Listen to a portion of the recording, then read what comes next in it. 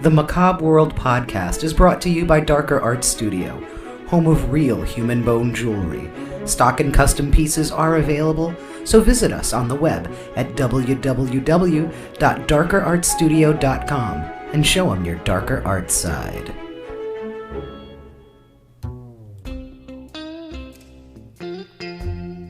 Macabre World, a podcast from Darker Art Studio, where we explore the dark, strange, and unusual from this world and beyond. Hello and welcome to the Macabre World podcast. I'm your host, Rocky Digati, and with me from the Southern Gothic podcast and beyond is Brandon Schexnayder. Brandon, thank you for joining us. Thank you so much for having me, Rocky. And Southern Gothic. Now, you can find the Southern Gothic podcast at southerngothicmedia.com. And Brandon, you and your sister Brianne have put this together with the research and the presentation. There's no better way for me to describe it. I've actually listened to it before I reached out to you. It is a masterclass in storytelling. Thank you. I'm so flattered you say that. That's such a compliment for sure. It is a terrific podcast. And obviously you are a Southern person. Mm-hmm. And one of the things I always heard about the South, and I love the South. I'm a big fan. I live with a Southerner. I travel there often. And one of the things I always thought was funny is I heard a saying, I'm paraphrasing kind of, is that in the South, you don't have the skeletons in the closet. You put them out on the front porch and hand them a cocktail. Hand them a cocktail. That's absolutely. I mean, that's what Southern Gothic is, right? I mean, these are all stories my mama told me. Let's get right down to it, right? This is all stuff you're scaring your kids with. It's, and that's everybody's, God-given right, I think, is to terrify your children. Now, where did you grow up? I grew up down in New Orleans, actually. So I was down there till about 18. And then I moved on up to Nashville to chase music dreams up here. So been in Nashville for about 20 years now. So split time between those two Southern places. Yeah. Has your heart still in New Orleans? Absolutely. It'll never leave. And one day my body will be as well. Which one? Number one? Which I'll be in, what is it? Greenwood Cemetery is where Greenwood. I will be buried one day down at the foot of Canal.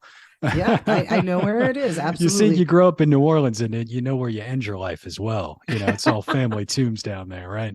Oh, it's fantastic. Yeah, we just went in October yet again, and I have some great friends down there that have tour companies, and so I got in early and I got in deep, and it is always, I've always felt that was my adopted city. That was where I belong, not where I was born.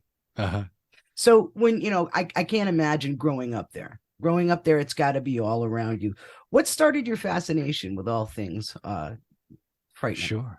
Well, obviously, like you're saying, New Orleans in and of itself, it's filled with this stuff. It's got the vibe and everything. But in particular, what really set off my sister and I having this interest is our parents were amateur genealogists. Okay. Back before like ancestry.com came out. So what ended up happening is, as children, we were getting drugged to cemeteries all the time. Okay. So we would spend all these weekends going up and down the Mississippi River to these small towns, up and down the river where our ancestors were buried, to take pictures of tombstones, for them to do research and all. And, like I said, it was before the internet, and of course going to these small libraries and all these small towns and all, and watching them do research. And, so it kind of, the aesthetic was definitely there for us, being down in New Orleans.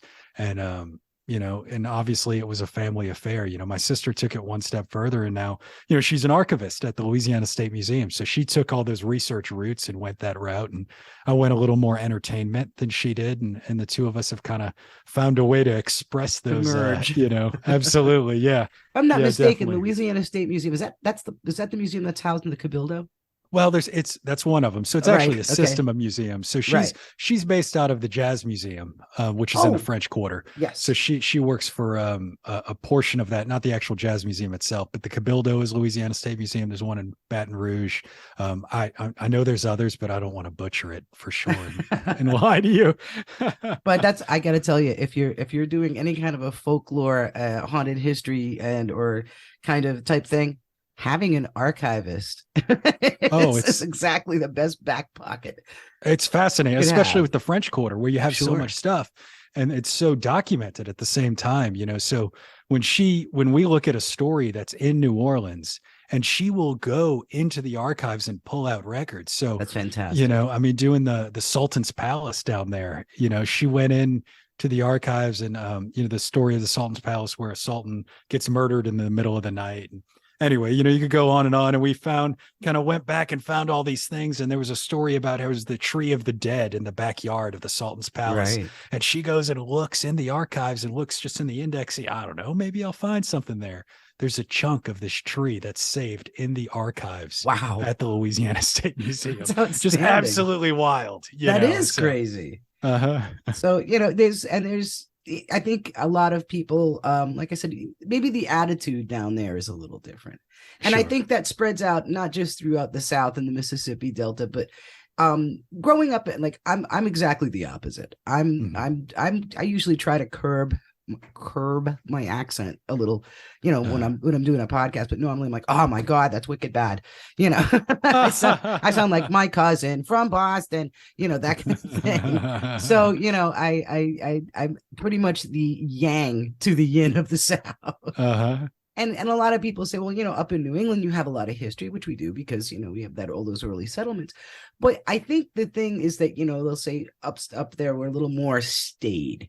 We're a little more, kind of prudy Yankee uptight about it. And I think things get real loose when the temperature goes up down south.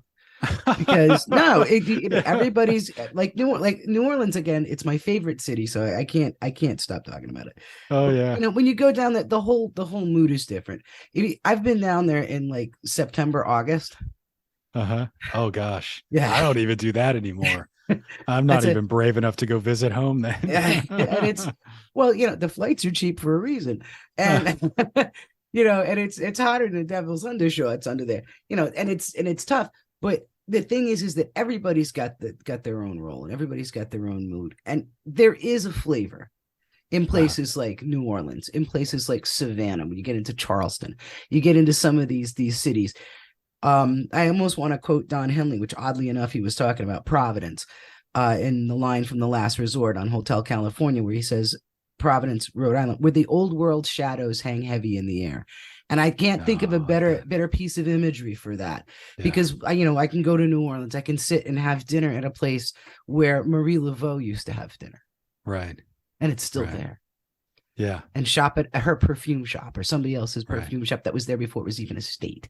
It's just crazy, and these places have this deep, rich history. So, how do you choose a story? Like, obviously, you have so many to choose from growing up.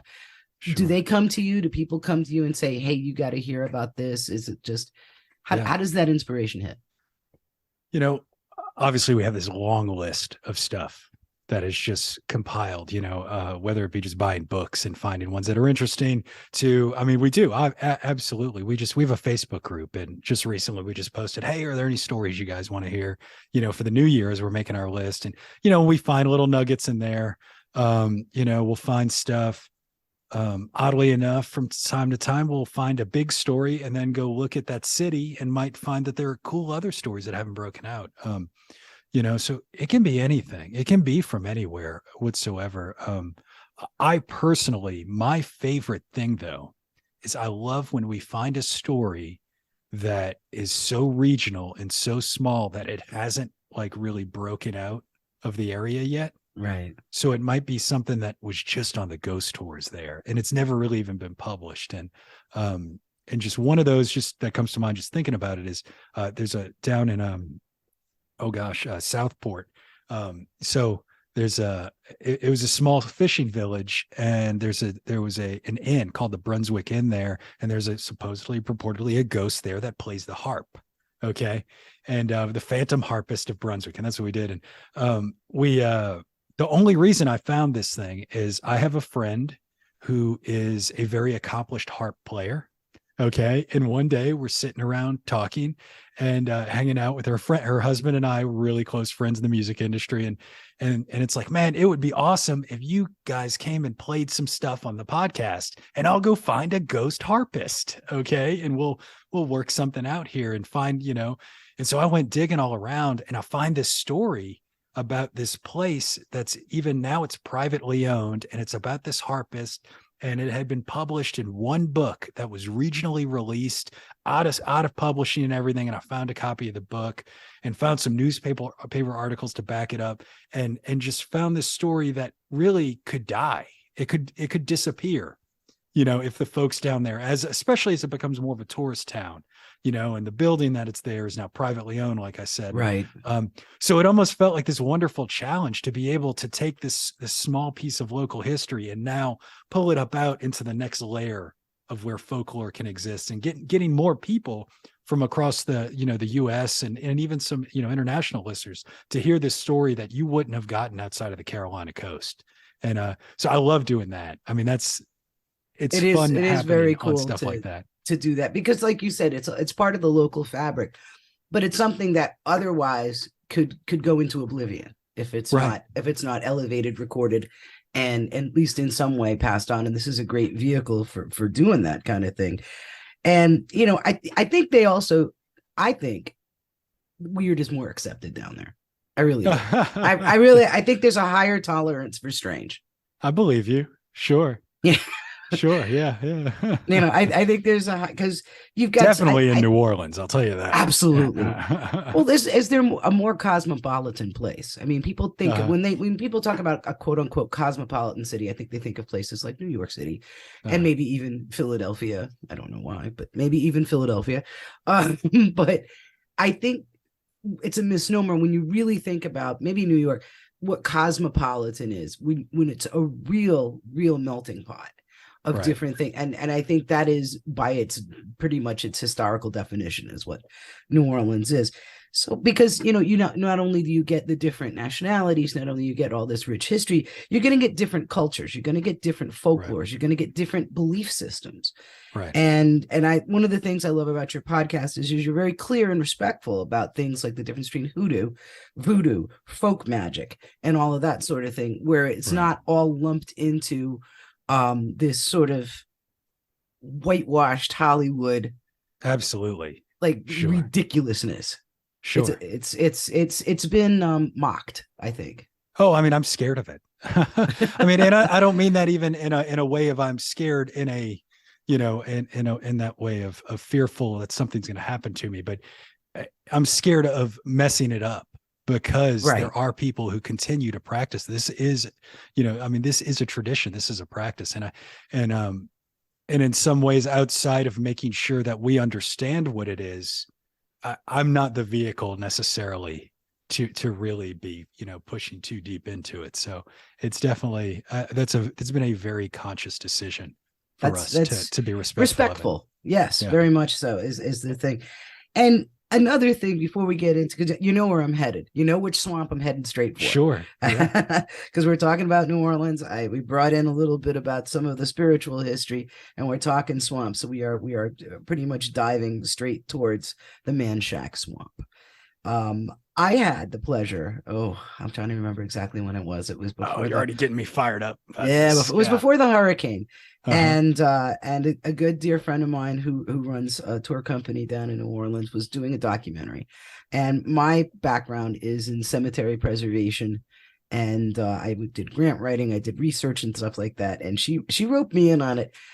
I almost want to say on a dare, but it was kind of one of those things. Like she kind of got me into trying to figure it out. So we went down there. And it was dark 30, and I'm in a canoe. And was it a canoe or a pirogue? Let's it was a canoe. It was not a pirogue. It wasn't a flat thing with the stick. No, it was a canoe with somebody with a sidearm, and I questioned that because I'm from like not sidearm places, and I'm not very outdoorsy, so I'm not a canoe girl. And I was sort of like, why do you have to have a sidearm? And I wasn't really like freaked. I just was curious. And I keep forgetting that that's wild wilderness now. Now I'm at it. He's like, well, you might have to shoot an alligator. Like you're gonna do what? And we had gone out to the Man Shack Swamp, and she had done some film work in the area that is now marked as and I believe it's on the outskirts of what is actually Frenier, because Frenier is, I think at this point, inaccessible where it would have been if you draw it on a map. Sort But of, yeah. there is like the outskirts, and I know Right. that there's more than one company that does run boats regularly in that area for tourists to show them the swamp and tell them the Right. folklore, and they have it marked so that to commemorate it. But I think the actual physical place is inaccessible at this point, or Right. unless you're really gonna trek in there.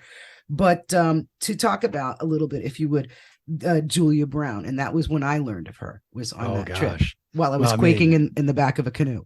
we could, we could make a 3-hour podcast on what Sure. we've done on Julia. Julia is arguably, I mean, it is that our favorite story to tell. I mean, it is hands down, my sister is utterly obsessed with Julia Brown at this point, to the point of, even though we continue to do all these other stories, is constantly looking for more documents on it and all. And and I'll tell you the story. I guess just for your listeners to really tell you the story in and of itself. So, Julia Brown, this is back in the early 20th century, the late 19th century. There's a small town of Frenier. It was out in the middle of the swamp, out in the Manchac Swamp. We're talking probably about 20 miles north of New Orleans, maybe a little more. It's essentially, I would say, if you're taking the interstate from New Orleans to Baton Rouge, we're talking smack dab in the middle of the two. Is Manchac Swamp in the area there. There's this fantastic seafood restaurant right there, by the way. It's called Middendorf's. If you ever get to go, okay. But anyway, if you go out Soft there, shell crab. yeah, I mean, just surreal. This swamp down there. So at this point in time, Frenier, it's a small German community. It's German immigrants that live out there. This sort of portion of the river is ironically, these are my ancestors. Schexnayder is a German name that's been Creolized by the French people at this point. It's called the German coast because all these German farmers were living up and down the river, up and down the Mississippi River. And they were the farmers that helped feed New Orleans in the early 1700s, when New Orleans was first founded. Frenier was originally called Schlosser. And or was it Schlosser? Oh gosh, my sister will kill me because I messed this up again. But essentially, it was a German community. A lot of folks, blonde hair, blue eye folks, were out there.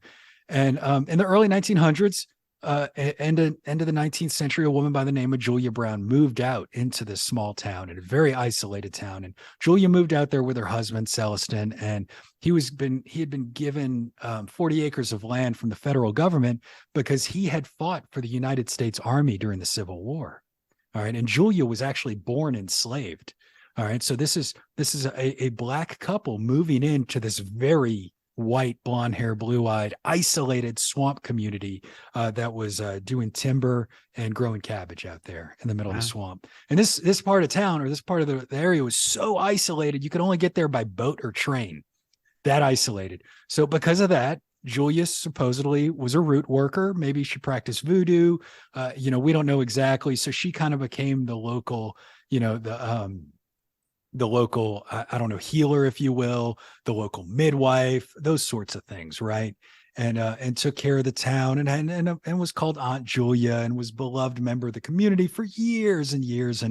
But supposedly, according to folklore, right, according to legend, one day her relationship soured with the town, and this was after Celestin passed away, and she could be heard on the edge of town on her front porch in a rocking chair, just fiddling with a piece of string or something and singing the song, "When I die, I'm going to take the whole town with me. When I die, I'm going to take the whole town with me." And, obviously they don't know much about her religion. They don't know much about what she can do or what she can't do. So they're a little freaked out there in the middle of nowhere. Right. And then one day, what happens? Aunt Julia dies, right? And she passes away, I believe, of old age. We don't know exactly. Little does the town realize, though, that at the same time, something horrible is about to happen. And they're scared of this because they know the curse. Right. And her funeral is held about 2 days later. The whole town shows up to the funeral. We have an obituary record in the newspaper actually talking about how it was standing room only type. Everybody's down there. But while they're at the funeral, the largest hurricane that is recorded at this time comes plowing through New Orleans and up through Frenier. They are literally in the building when all the waves and when the wind and everything's picking up. And this hurricane comes through. It's a hurricane in 1915. and destroys the community. And only 25 people survive in the entire community there in Frenier. It is utterly decimated. There's folks drowning in the swamp. Some people were able to get away on the train. They were able to get a few miles up, but the town didn't know this was coming at all. They were so isolated. They didn't have newspapers. Obviously, meteorologists and things of that nature weren't around yet. So we have this real life natural, this natural disaster happen right after this piece of folklore and merge together. And so we can question now, is this true? Right. Right. Did she really curse the town or not? And it's been fascinating looking into, because she was a real person. Like I said, we've found her marriage records to Celestin. We've found her on the census record. She was a real life person. It makes it real when you start going into the way back. Absolutely. And you start seeing their name in print, and you start seeing the handwritten records. And for folks who may not be terrifically familiar with Louisiana geography, Frenier, I don't know if is it still marked on a map per se. I know it's what we're talking about is an area that's just like you said, as you're going up toward, if you follow an I-10, like you're going from New Orleans to Baton Rouge, you're gonna get into an area that's like sandwiched, this mushy, swampy area sandwiched in between the Gulf and Lake Pontchartrain. Yeah. And so basically it's a water everywhere. So if the wind kicks up, you're under it. Totally. It's isthmus. Yeah. Yeah, totally. There's nothing you can do. And it's I guess I'm trying to think of what's something relatively well known at Laplace, not too far from it's not far. Yeah. It's totally. I mean, Frenier's down there. So there's the company that's essentially on that land there. It's the Cajun Pride Swamp Tours is right there.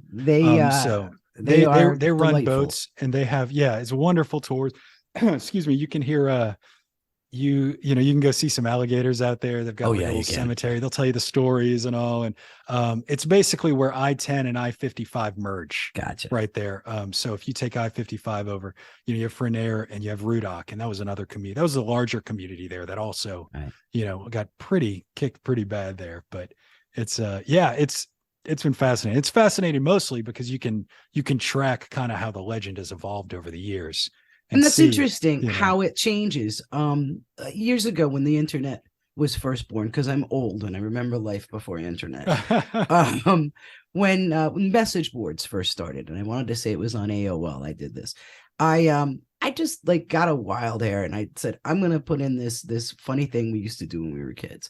When we were kids, we put a candle in front of a mirror. And this is going to sound very Candyman, but this is long before Candyman. And we used to say, it was something you heard teenage girls did at sleepovers. I believe in Mary Worth. Don't ask me who Mary Worth is. I have no idea. Mm-hmm. I believe in Mary Worth. The idea is just say it 3 times and then something happens. And of course, this was also when people were first starting to coin some of the verbiage we know about, like urban legends, like your friend of a friend, and how it always happened to somebody else's best friend's cousin's sister's, gardener, and that's who it had. And there were all these indirect references, and that's how legend was born. And it was interesting to see how so I posted this crazy thing, and then people were writing messages from the board from all over the world. They had a similar thing, it was La Llorona down in the Texas and that area. Other places it was Bloody Mary, and there were people from the UK, there were people from Texas, there were people from all over the country who had some similar type of thing. There were details that differed, smaller details, but the concept was in effect the same. So when I look at legends on a whole, north, south, wherever, I see that, what's interesting to me is how they not only survive and evolve, but, what they lend to, in the sense that how they become part of the fabric of culture. It's fascinating. That's one of the wonderful things about sticking to this region and not really breaking out too much is we're able to deep dive enough to see almost to the point of every small town has the same ones, and they've all developed around the same time period even, and how there's all these commonalities and all, just like you're talking about, and how love, money, and death. Oh man, it's wild. Yeah, it's at the point where if you tell me a story from the South, you can almost guesstimate what time period it was first popularized in because of the common themes of the culture during that time period. It's wild. Yeah. And another part of the culture, which I know both of us are big fans of, we discussed before, and of course, is music. And the music is not to be believed. It's so fantastic. And but one of the things, and I scoured, and I'm not sure if I missed something. Blues, especially Delta blues, Louisiana, Mississippi, that whole area there. And there's a lot of very spooky origins, legends, and concepts having to do with blues. Is that something that we may see or listen to rather on a future podcast? Like, Well, did he really go to the crossroads? Did the devil really come? Oh man, some of those, it's almost like I feel like they're out of my pay grade because they have so much depth to them. When you talk about Robert Johnson or something, I almost feel like I'm not worthy of telling the story. If it's a crazy legend, it's wild. Yeah, and again, it's like Julia. I mean, there's so much reality to it. Yeah. There's so much. This is a person. And this is a person with family members, and this is a community. Yes. And, I think it's one thing that is missing sometimes in the paranormal community that we forget about, that, the true crime community is starting to do fairly well, is that these are people that, we have to be respectful of, they're not just stories and they're not just entertainment. It's not just spooks and all. I mean, this is that Robert Johnson story affected lives. And, sure. And his music changed mine, and I'm not saying that in any light capacity whatsoever. Though, I got to tell you, every time I listen to Crossroad Blues, for the longest time, and this is the beauty of research, and the more you know, I always thought Rosedale was a reference to the cross street right by Holt Cemetery. Because Holt Cemetery is right by a cross street, and it's Rosedale. And every time I looked up at that sign, I kept hearing the song "Going Down to Rosedale." Of course, Rosedale is a town, not a street, but in reference to the song. But it's amazing. There's so much of the rich culture, and there's not just, like you said, in the paranormal community. There's not just the ghosts and that type of thing. Monsters. Yeah, you're getting very into monsters now. You're growing all kind of monsters down there. Which I know, and we haven't really dug too deep into some of the monster lore on the podcast yet. We haven't really, because it is so deep. I mean, I grew up with the Rougarou, right? So that was the old kind of the French werewolf, the swamp werewolf.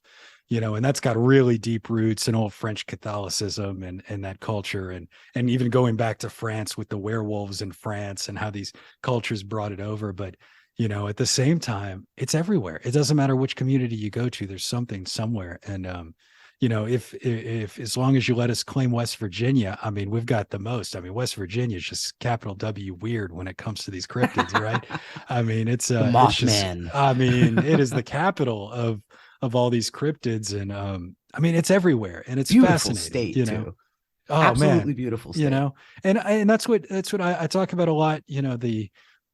A lot of these stories, it's the Appalachians and those communities in Appalachia they were isolated, and they're trying to live their lives, and and there's these cultures that didn't have a lot, and they're trying to interact with the land, and they're doing it with this folklore and this culture that they descended from, that was from somewhere else. And they're looking at this new landscape and this new darkness of landscape, right, through a cultural lens that wasn't born here. And so that's how we get this rich kind of, this new,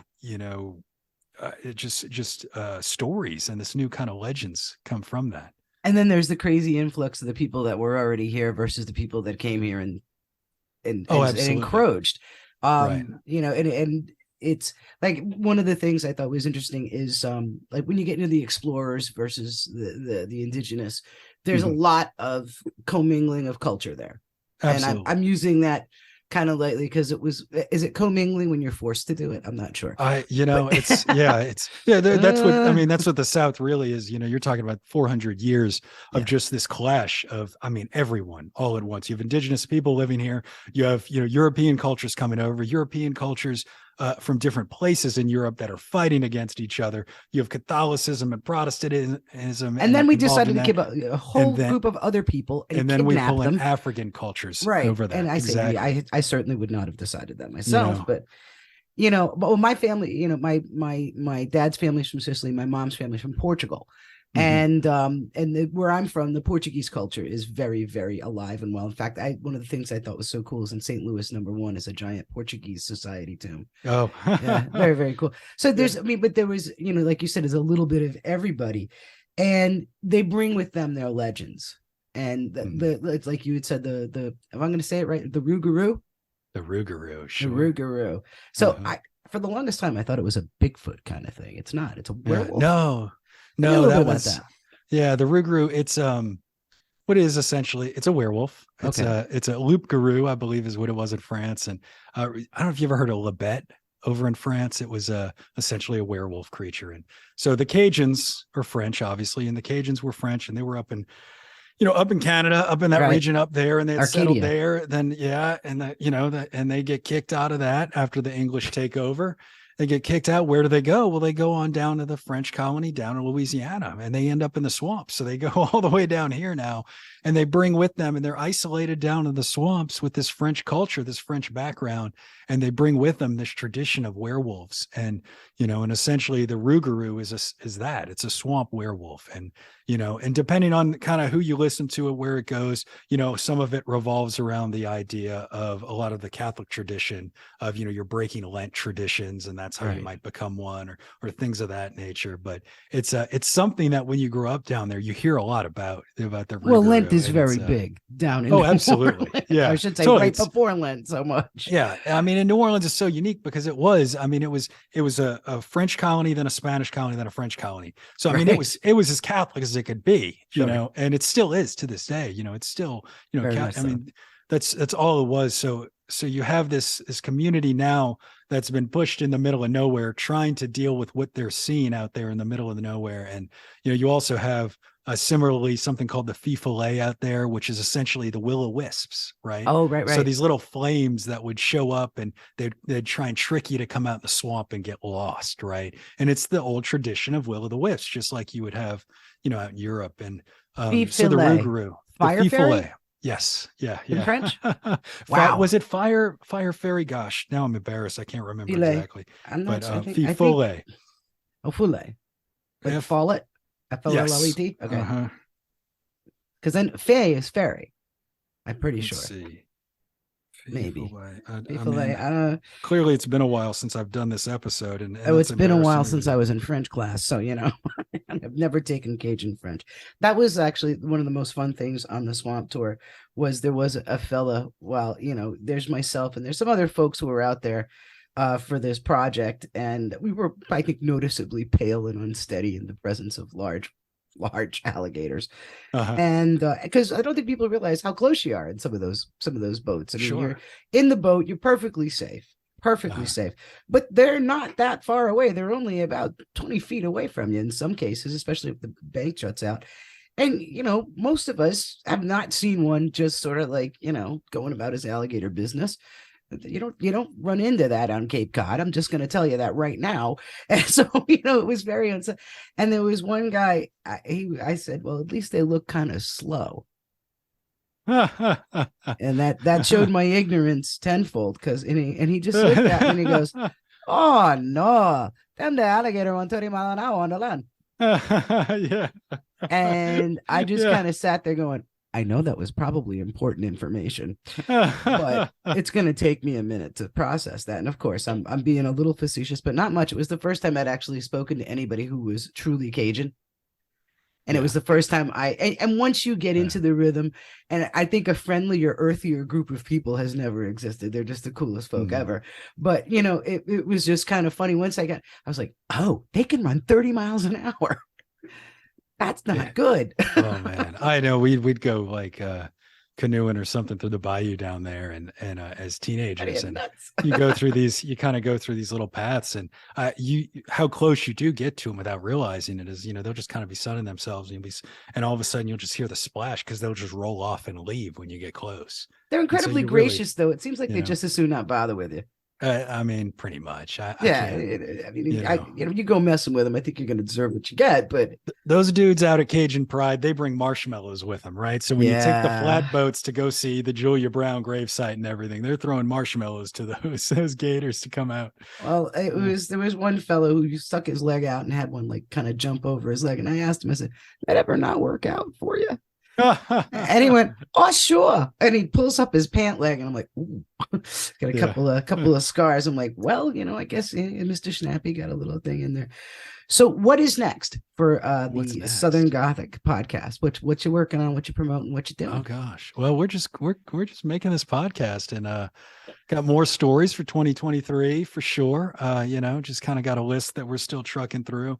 Hopefully we'll have a book out here maybe by the summer. I'm kind of working on that at this point. We've Very compiled cool. so many stories, at this Right. point, we're trying to kind of piece that together, get something there. We're always looking for, collaborations with folks if anybody's interested there. And, we've talked to different folks in the video world and nothing's quite panned out yet to kind of expand out into that world. But so, continuing making what we're doing. And at some point, in 2022, we put on our first kind of live show, and I'm Very hoping to cool. kind of expand out and maybe take that on the road a little bit, just kind of being up on stage and spitting stories, kind of old school storyteller. Have a little guitar player up there. Feels like Oh, that's you're around a awesome. campfire telling ghost stories, Absolutely. So, So for yeah, folks to keep up with all of this, to make sure that they sure. don't miss a trick and that they can keep track of what you're doing, as well as subscribe to your podcast and also become a patron of your podcast, because it's a very, Sure. very wonderful thing that you're doing there. Where's the best place for them to go? Absolutely. Well, if you come to southerngothicmedia.com, you got the links to everything right there. You can find the show where you can follow us on your favorite podcatcher, of course, Apple Podcasts, Spotify, wherever you're listening. You can also find from there all our social media. And we have a Facebook group as well. If you're kind of into doing a little bit extra and want to come join, we have a private Facebook group where we kind of have some additional discussions and do things like that. And if you join us on Patreon, you can get commercial-free episodes. We're even having a live stream a week from today on Wednesday, December 21st. We're doing a live stream to all our Patreon supporters. So we'll have an opportunity to kind of answer some questions and chat and show some pictures. So And it'll you're be a going lot to of air fun. 2 days after that. This is Oh, on it's the okay. 23rd. Well, But you can that's cut something that. you're going to, that's okay. No, Yeah, you I'm can going to leave watch it after in. the fact. I'm going to leave it in, and I'll tell you why, because I'm sure it's not the last live stream you're going to do. Absolutely. Yeah. So That'll be some really cool stuff. we'll be doing that, and that'll of course be available after too for people to watch. So it'll be a lot of fun. Well, thank you so much once again for appearing on the podcast. We love the South. We love New Orleans. We love all the stories, and we hope to catch up with you again. We'd love to have you on again in the future and get some Absolutely. more stories out of you. Yeah, keep in touch, Rocky. I really appreciate coming on and had a blast. I mean, talking about Man Shack, I could do that, like I said, for hours. So it's Well, great I to hear could a too, personal but story. even if they had a little bit of trauma, but I can tell you that neither myself nor any Northerners nor any alligators were harmed. Thank you for having me, Rocky. And thank you so much. And thank you folks for listening. And remember, stay kooky out there. Thank you for listening to Macabre World. You can find us on the web at www.darkerartsstudio.com.